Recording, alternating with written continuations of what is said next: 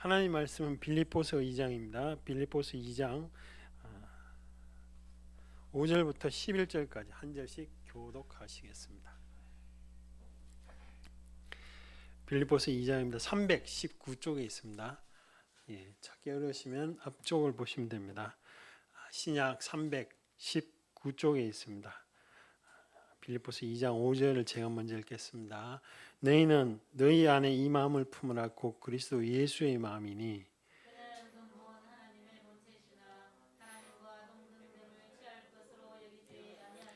오히려 자기를 비워 종의 형체를 가지사 사람들과 같이 되셨고 사람의 모양으로 나타나사 자기를 낮추시고 죽기까지 복종하시고 십자가 이름으로 하나님이 그를 지극히 높여 모든 이름 위에 뛰어난 이름을 주사 하늘에 있는 자들과 땅에 있는 땅 안에 있는 자들 모든 무릎 같이 읽어볼게요. 모든 입으로 예수 그리스도를 주라 시인하여 한 영광을 돌게 하셨느니라. 아멘. 제가 목요일날 우리 제 아내가 잠깐 나가다 들어와서 점심시간에 제 아내가 이렇게 준비한 김밥을 먹었습니다. 보통은 제가 김밥 한 줄 많이 먹어봤죠. 한 줄 반, 두 줄 겨우 먹는데 그날 이렇게 통에 다 잘려져 있어가지고 먹었더니 돌아오더니 아니 이거 다 먹었냐고 이게 5줄이라고 그러더라고. 제가 그게 아마 이렇게 한 줄로 자르지 않고 아니면 그 모양 그대로 있었으면 아마 2줄밖에 안 먹었을 거야. 근데 뭐 통에 담겨져 있으니까 맛있다 배가 좀 부르네 이렇게 했는데 5줄 먹었다고. 사람은 기준이 있어야 자기의 삶을 이렇게 쫙 돌아볼 수 있습니다. 우리도 성경 말씀이라는 그 기준을 봐야 내 모습이나 내 마음이 어떠한가를 알 수가 있습니다. 기준이 없는데 무슨 내 마음이 어떤지를 뭐 비교가 되지 않지 않습니까? 우리도 성경 말씀을 통해서 내 삶을 이렇게 잘 봐야 되죠. 성경 말씀은 전부 다 우리를 각자 개인을 향해서 하나님이 말씀하셨습니다. 물론 교회를 향해서도 말씀하지만 그래서 우리가 주의를 잘 좀 집중하거나 좀 깨달아야 되는 것이죠. 주의를 집중해야만 하나님 말씀을 잘 알 수가 있는 것입니다. 강원도에 이게 진짜 있었던 일이라고도 하는데요. 강원도에 어떤 할머니 노부부가 사시는데 그 산골짜기에 어떤 손님이 한 분 오셨습니다. 그런데 거기 보니까 창문에 이 100만 원짜리 수표가 이렇게 딱 붙여져 있는 거예요. 그래서 할머니 이게 뭐냐고. 그러니까 할머니가 밖에 바람이 많이 불어가지고 이렇게 구멍을 막아놨다고 종인 줄 알았던 것이죠. 근데 그게 100만 원짜리 수표인 겁니다. 그게 그 손님이 이거 할머니 이거 100만 원짜리 수표다라고 하기 전까지는 그게 종인 거예요, 종이. 그거와 마찬가지로 성경 말씀도 나를 향하여서 수많은 구절들이 적혀져 있지만 이게 내하고 아무 상관이 없으면 이게 그냥 종이고 그냥 예배 시간에 목사님 말하는 것밖에 안 됩니다. 오늘 예수님에 대해서 제가 말씀을 드리고자 합니다. 예수님은 5절에서 쭉 보면 사람으로 오는 것 자체가 쉽지가 않아요. 그런데 오셨고 또 자기를 하나님의 뜻에 순종하기 위해서 달려 돌아가셨죠. 그래서 하나님께서는 9절부터는 하나님이 예수님을 지극히 높여셨다. 그리고 그 결과 모든 사람은 예수님을 보면 하나님 그 사랑을 알게 된다. 이렇게 말씀하고 있습니다. 교회 다니는 수많은 사람들이 압니다. 예수님이 나를 위해서 죽었지. 그건 압니다. 그런데 그것이 도대체 내 삶과 무슨 의미가 있냐. 이걸 잘 주의를 집중하고 깨달아야만 느껴지는 사실입니다. 제가 지난주에도 말씀드렸듯이 하나님은 십자가에서 명백하게 하나님 마음을 보여주셨습니다. 어떤 마음이요? 여러분의 존재를 용납하는 그 마음을 분명히 보여주셨습니다. 그래서 지금도 또 앞으로도 지을 죄를 십자가상에서 다 해결해 주셨습니다. 그래서 그 능력을 봐야 능력이 나타나는 것이죠. 우리 그 앞에 누가복음 23장 오늘 오전에도 이 본문을 말씀하셨는데 누가복음 23장 우리 42절 43절을 같이 한번 읽어보겠습니다. 앞쪽입니다. 누가복음 23장 42절 찾으셨으면 우리 한 목소리를 크게 한번 23장 42절 말씀입니다. 같이 한번 읽어보겠습니다. 시작. 이르되 예수여. 이 사람은 이 말 한마디밖에 안 했어요. 근데 천국에 갔습니다. 그게 무슨 말입니까? 말 한마디 했는데 천국에 가는 이게 말이 됩니까? 인간은 잘 말이 안 됩니다. 왜? 내가 열심히 노력한 결과로 천국에 가면 말이 돼요. 인간은 근본적으로 예수를 믿어도 똑같아요. 내가 어떤 행위로 의의를 자꾸 나타내려고 합니다. 근데 하나님은 그 행위가 하나님의 기준에 미칠 만큼 의롭진 않아요. 그래서 하나님은 내가 이루는 사실, 십자가에 이루는 사실만 믿으면 받아들이면 너는 하나님 백성, 내 아들이라 라고 이야기를 합니다. 이 사람이 말하자마자 예수님이 그 사람 말 딱 한마디 하자마자 예수님이 42절 같이 한번 읽어볼게요. 이르되 예수여 당신의 나라 43절입니다. 그 말 하자마자 예수님이 이러시죠. 같이 읽어볼게요. 시작. 예수께서 이르시되 내가 진실로 낙원에 있으리라. 이게 굉장히 중요하죠.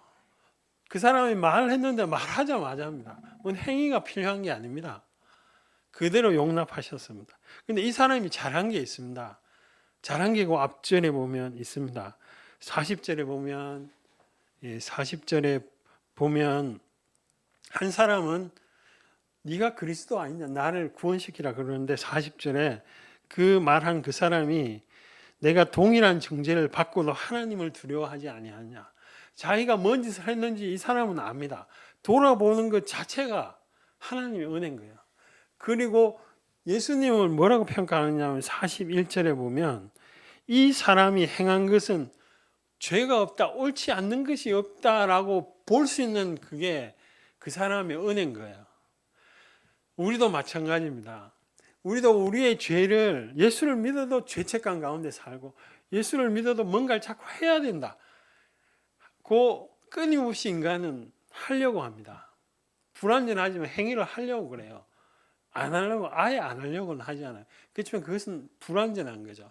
그 행위가 아무것도 필요 없는 게 아닙니다. 은혜가 있으려면 행위가 있어야 돼요. 그러나 제가 오늘 지난주와 오늘 말씀드리는 것은 그 행위는 구원하고는 상관이 없어요. 쉽게 말해서 예수를 믿는 순간 나는 하나님의 백성. 제가 제 딸을 놓았잖아요. 놓는 순간 제 딸인 거죠. 근데 그 딸이 커가지고 아빠 싫어, 아빠 필요 없어 이렇게 하는 건 내 가슴 아프죠. 관계가 멀어지겠죠. 그러나 그래도 딸인 거예요. 여러분이 죄를 지어도 여전히 하나님의 아들이라는 거예요. 하나님의 백성이라는 거죠. 그 정체성은 바뀌지 않습니다. 근데 이게 왜 중요하냐? 너무너무 중요한 게 이걸 가지고 이단이 다 요 부분을 집요하게 물고 늘어지거든요. 그래서 근데 이거 안 하면 구원 못 받아. 천국 못 간다는 거죠. 천국 가는 이유는 오늘 오전 말씀대로 유일하게 십자가의 은혜를 내가 받아들이면 되는 겁니다. 그게 하나님의 은혜인 것이죠. 그러니까 십자가에는 하나님이 저나 여러분들의 존재 자체를 무조건 이유가 없어요. 전적으로 그냥 수용한 거죠. 내가 하나님이 이루어놓은 사실만을 깨닫는다면 그걸 네가 믿기만 한다면 나는 다 받아들이겠어. 네가 앞으로 죄를 더 지어도 나는 괜찮은 건 아니지만 받아들이겠다는 거예요. 그게 하나님의 마음인 것입니다. 그것이 능력이 안 된다고요? 그것이 오늘 빌립보서의 모든 입으로 주를 시원하게 하는 그 힘이 거기서 나오는 것이죠. 십자가에는 분명히 하나님의 수용, 용납, 무조건 받아들임이 분명히 나타나고 있습니다. 예수님이 그러셨잖아요. 지난주에 말씀드린 것처럼 하나님 어찌하여 나를 버리십니까 할 때 하나님이 듣고 계셨어요. 자기 아들이 절규하는 걸 보고 계셨습니다. 그런데 그것에 대해서 하나님은 아무런 반응을 하지 않았습니다. 왜? 여러분이나 저를 사랑하니까요. 여러분이나 저를 용납하기 위해서 그 절규를 참고 무시하신 겁니다. 지난주 말씀드린 것처럼 예수님은 느꼈던 하나님의 분노를 우리는 느끼지 못하는 이유가 예수님이 다 담당하셨기 때문입니다. 하나님이 이 신약에만 이런 마음이 있느냐? 아닙니다. 구약에도 많은 구절이 그런 걸 나타나고 있습니다. 우리 에스겔서 찾을 수 있는 분은 33장 10절부터 11절까지 말씀을 한번 찾아보겠습니다. 에스겔서 33장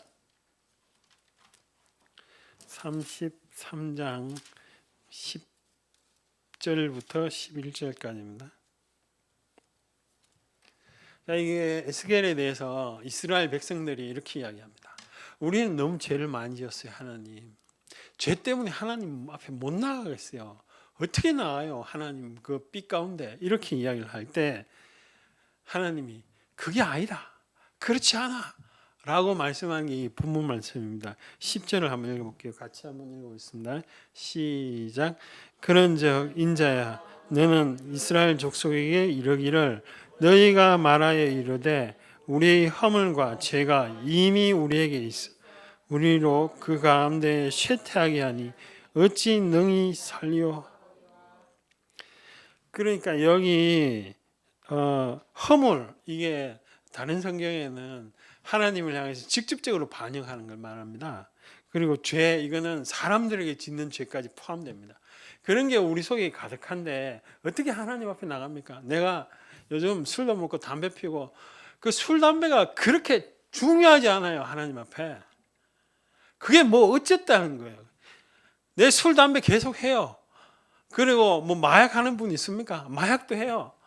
그 사도 바울은 사람을 찔러 죽였잖아요. 아니, 찔러 죽인 건 아니고 돌로 쳐 죽였잖아요.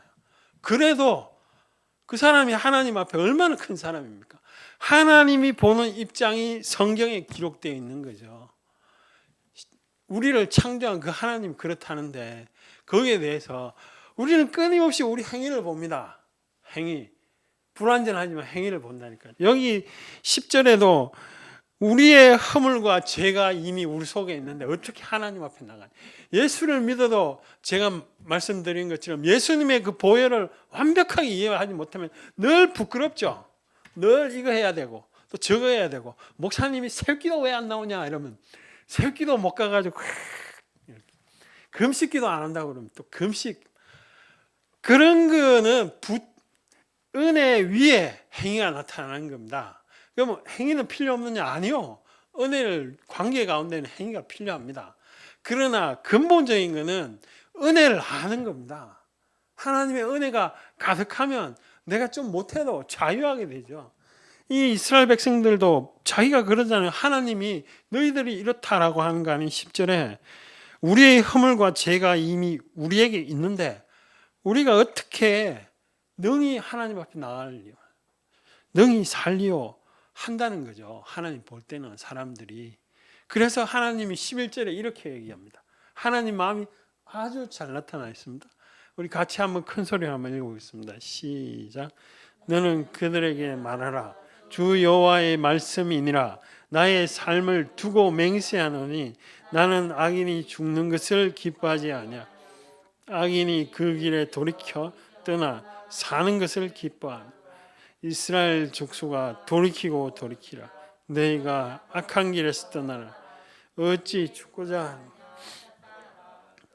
여기 보면 나의 하나님 자체가 맹세할 게 없기 때문에 하나님 자신을 두고 보통 맹세하죠. 여기도 나의 삶을 두고 맹세한다 이렇게 이야기를 합니다. 네가 지금 현재 악하고 패역하고 그래도 돌아오라는 거죠. 하나님 앞에 오라는 거죠. 그게 이스라엘 백성 구약 전체가 안 돼요. 안 되니까 하나님이 그러면 내가 가장 사랑하는 예수님을 보내주신 거죠. 그것을 예수님을 죽이시기까지 돌아오라는 겁니다.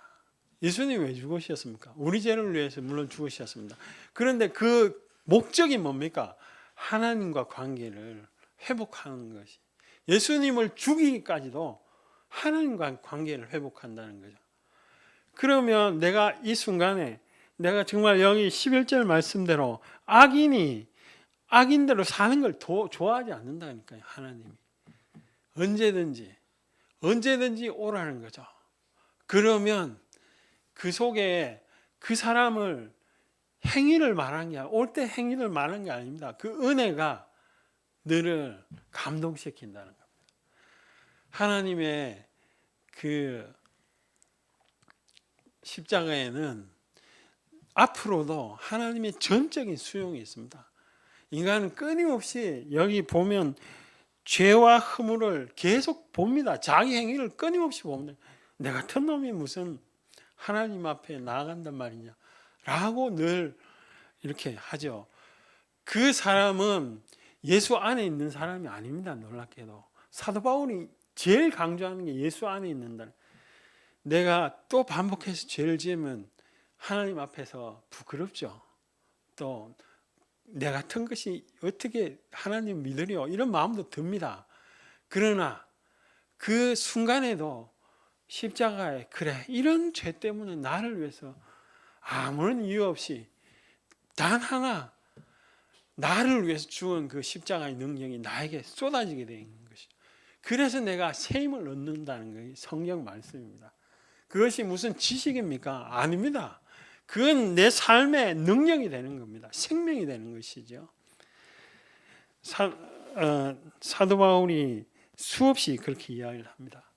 하나님이 다른 구절에도 그런 것을 보여주신다 많이 보여주셨습니다. 열왕기상 아합이라는 왕이 있습니다. 열왕기상 21장 29절 우리 한번 보시겠습니다. 열왕기상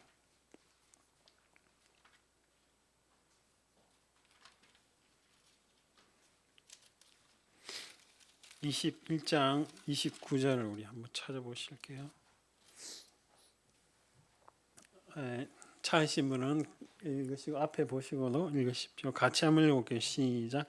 아합이 내 앞에서 겸비함을 내가 보느냐. 그가 내 앞에서 겸비함으로 내가 재앙을 저의 시대에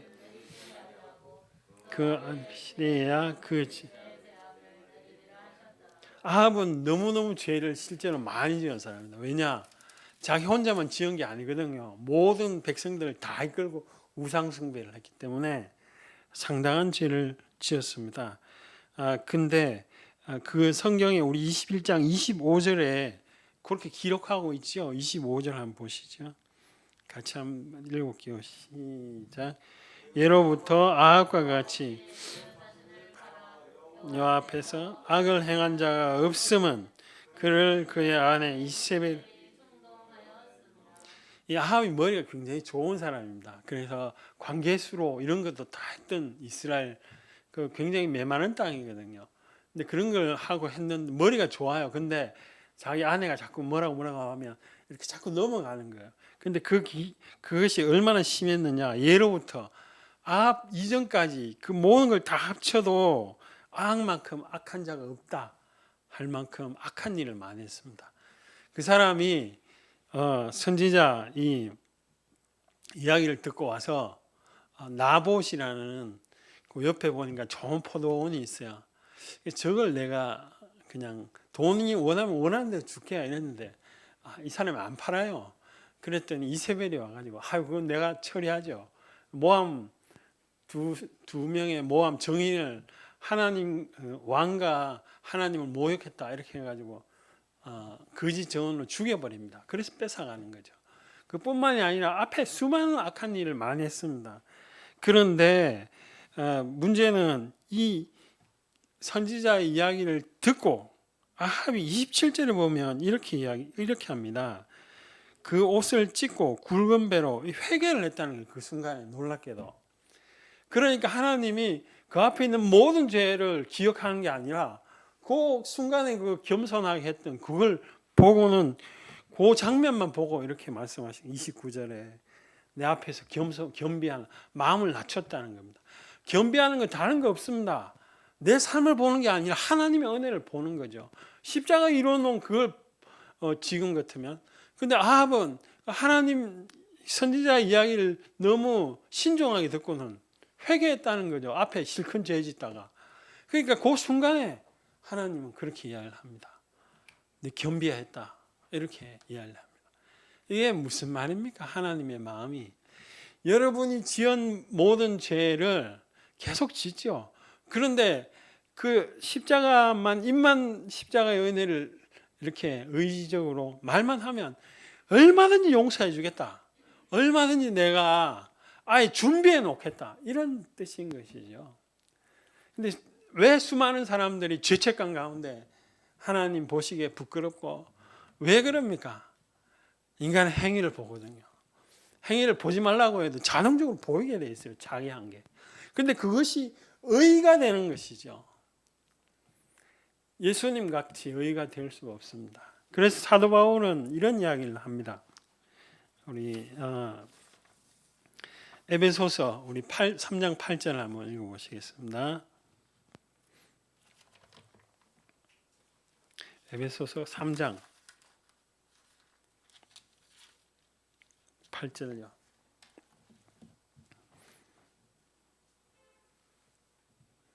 같이 한번 읽어볼게요. 시작. 모든 성도 중에 지극히 작은 자와 더 작은 나에게 이 은혜를 주신 것 청량할 수 없는 그리스도의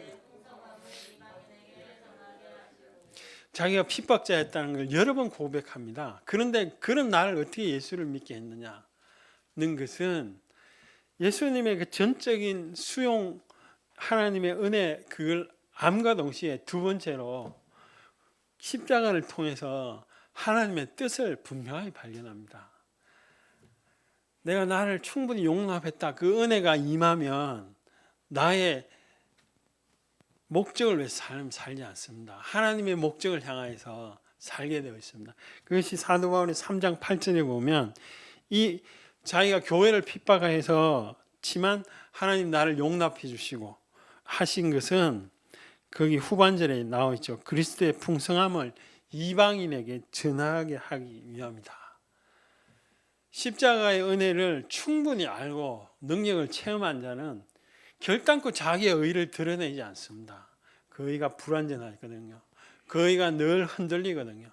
그러나 그 은혜를 안 자는 두 번째로 나타나는 현상, 내가 아무것도 안 해도 하나님 안에 있을 뿐만이 아니라 하나님이 말씀한 뜻, 하나님이 말씀한 그 길로 향하게 되어 있습니다. 사도 바울이 두 번째로 그렇게 나아갔던 것이죠. 사도 바울이 고린도전서 15장 9절 10절에는 이렇게 이야기해요. 몇 번 제가 인용한 구절입니다. 나는 사도 중에 가장 작은 자라. 나는 하나님의 교회를 핍박하였으므로. 자기가 알죠. 자기 행위를. 누가 뭐래도 사도라 칭함받기를 감당하지 못하겠더라. 둘째 그 아들이 나는 아들이라, 그 방탕한 아들이 나는 아들이라 칭함받기를 감당하지 못하겠다. 똑같은 이야기입니다. 그러나 내가 나 된 것은 하나님의 은혜다. 이런 핍박한 나도 나를 하나님이 용납해 주셨다는 거죠. 내게 주신 그의 은혜가 헛되지 않기 위해서, 내게 주신 은혜가 헛되지 않기 위해서 내가 사도로서 더 많은 수고를 한다.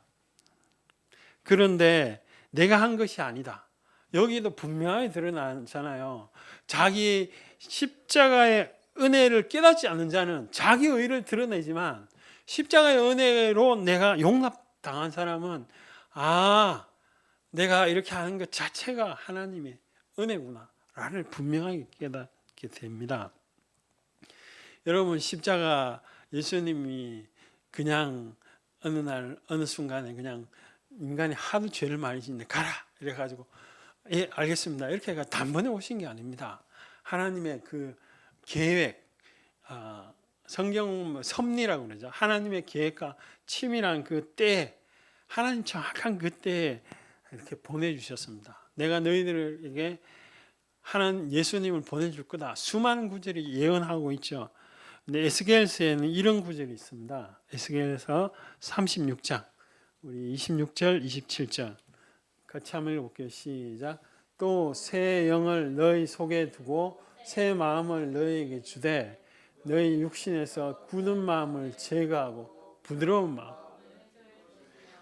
인간이 근본적으로 타락하니까 자기 목적을 위해서 살아요.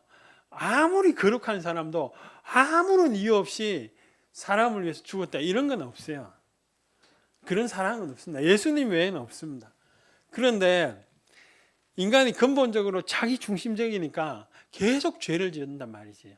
하나님 못 가요. 그러니까 하나님이 그러면 내가 새 영을 주겠다 라고 예수님 오시기 훨씬 전에 이렇게 예언되어 있습니다. 그런데 그거는 어떤 힘을 하느냐, 굳은 마음, 죄 짓고 싶은 이런 마음, 또 그런 거를 다 없애주겠다. 누가? 성령님이요. 성령님이 오셔가지고 뭘 하십니까? 예수님의 그 사건을 계속 경험하게 만들죠. 그럼 계속 경험하게 된 결과 굳은 마음이 없어진대요. 죄 짓고 싶은 마음이 없어진대요. 놀라운 일 아닙니까? 아니 나 여전히 하나님 죄 짓는데요. 아니 그래도 계속 십자가의 은혜 가운데 있으면 성령님에 의해서 굳은 마음이 없어진다고 이렇게 이야기합니다. 성령님도 하나님이죠. 죄악 가운데 있는 너희를 하나님이라는 분이 성부, 성자, 성령이 전체가 동원되어 가지고 함께 하셔서 역사하시겠다는 거죠. 하나님의 지극히 강한 사랑이 거기에 나타나 있습니다. 어디에요? 십자가 위에 있죠. 예수님이 이루어 놓은 그 사건으로 끝난 게 아닙니다. 그것을 제가 사람들에게 아무리 상세하게 이야기를 해도 안 받아들이는 사람이 있어요. 그 성경이 역사 안 하는 겁니다. 아무리 서툴게 이야기를 해도 받아들이는 사람이 있습니다. 그 성령님이 역사하는 겁니다. 그러니까 우리 그 성령님이 역사를 하셔서 여기 보면 에스겔 잠깐만 36장 27절을 한번 보요. 같이 한번 읽어볼게요. 시작.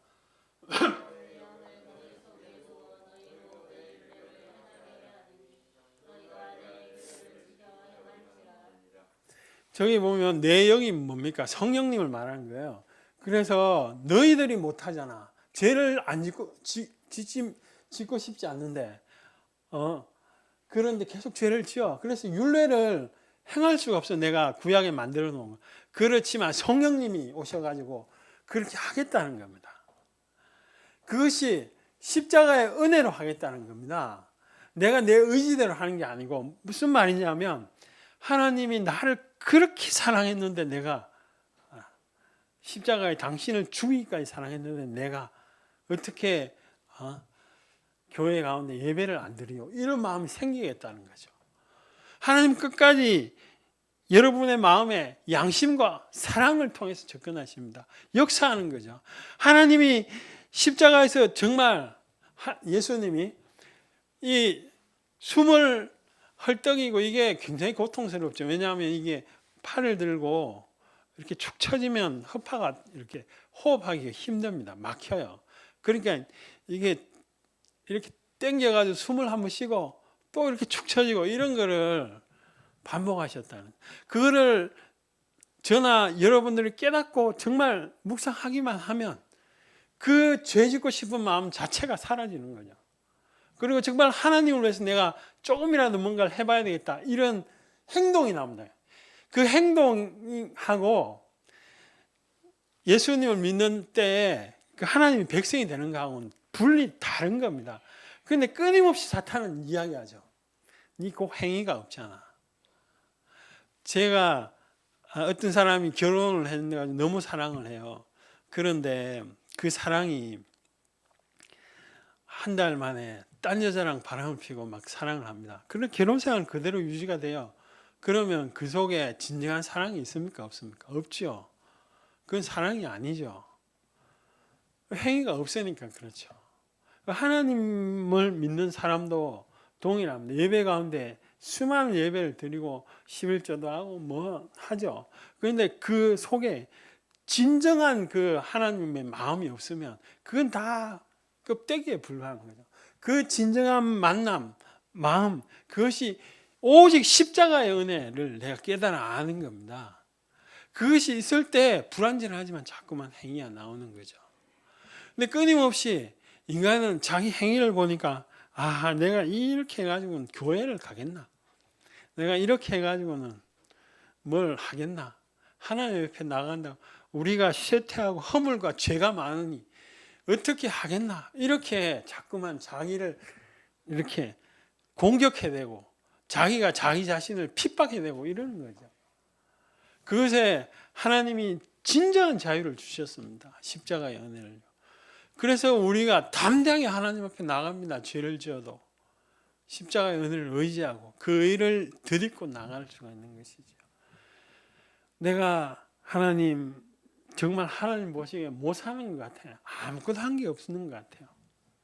그러나 하나님 예배라도 내가 열심히 잘 드리겠습니다. 그거 하나님 정말 기뻐하십니다. 예배라도 드리는 거. 예배라도 정성을 가지고 하나님 앞에 기대하는 마음으로 나가는 것. 그것이 참으로 귀한 시대입니다. 의무적으로 하는 게 아니고 종교적 의무를 말하는 게 아닙니다. 제가 하나님 앞에 내 주의를 집중해서 하나님 오늘 뭐라고 말씀하시는지 내가 아무것도 없지만 하나님 찬양이라도 내가 하나님 앞에 하는 것, 내가 하나님 앞에 아무것도 가진 것 없지만 하나님 앞에 기도라도 내가 이 땅에 하나님 나라가 확장되기를 원한다는 기도라도 하는 것, 그것만큼 하나님 기뻐하는 게 어디 있겠습니까? 여러분, 저나 여러분이나 뭐 여기 세상 가운데 엄청난 능력을 가진 사람은 그렇게 많이 없는 줄 압니다. 그렇지만 그래도 그런 능력을 가지는 걸 원하는 게 아닙니다. 하나님이 정성스럽게 와서 하나님을 찾고 구하고 기도하는 것, 그것이 아무리 이야기를 해도 안 되죠. 십자가를 만나지 않으면 불가능합니다. 십자가의 은혜, 그 십자가의 은혜가 뭐 그렇게 거창한 것도 아닙니다. 내 주의를 집중해서 예수님이 나를 위해서 뭘 하셨는가를 생각해 보면 하나님이 그 속에 마음이 있다는 것이죠. 우리 같이 한번 기도하겠습니다. 하나님 엄청난 거, 큰 거 바라는 것도 아닙니다. 내가 이때까지 못 살았는데 하나님 또 어떻게 나가려, 그런 마음, 그것이 하나님 앞에서 가장 큰 걸림돌입니다. 우리 같이 한번 통성으로 기도하겠습니다. 하나님 아버지, 이 시간을 주시옵소서. 하나님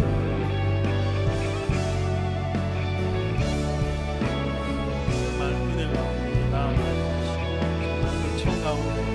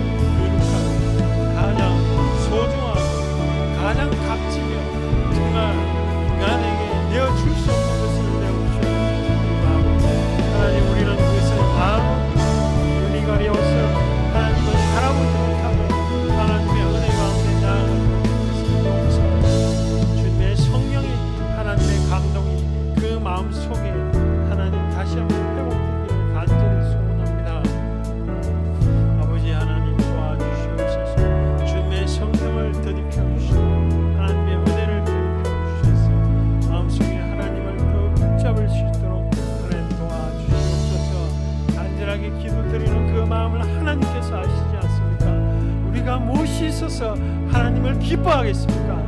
하나님 앞에 천억을 드린들 하나님이 세상을 만들으셨는데 그것을 가지고 기뻐하시는 그런 분입니다. 주님의 하나님 앞에 정성을 가지고 하나님을 향하여 날려가는 그 걸음마다 마음마다 성령님께서 역사해 주셔서 하나님을 만나주시고 하나님의 역사해 주셔서 이 땅을 살아가는 동안에 참으로 하나님과 동행할 수 있는 삶이 되게 도와주시옵소서. 아버지와 아버지께서 성령께서 역사하여 주시옵소서. 하나님 도와주시옵소서. 아버지여 그 마음을 더욱 강하게 하여 주시옵소서. 강건하게 주셔서 여호와의 이름을 붙잡고 얼마나 나아갈 수 있도록 주님 도와주시옵소서. 자신의 의를 이루는 모든 마음들이 떨어지고 끊어지며 오직 십자가의 능력을 붙잡고 얼마나 나아갈 수 있도록 주님께서 은혜를 다하여 주시옵소서. 하나님이 행하는 것들을 볼 수 있게 도와주시며 하나님이 역사하는 것들을 볼 수 있도록 주시옵소서. 아버지 도와주시옵소서. 아버지여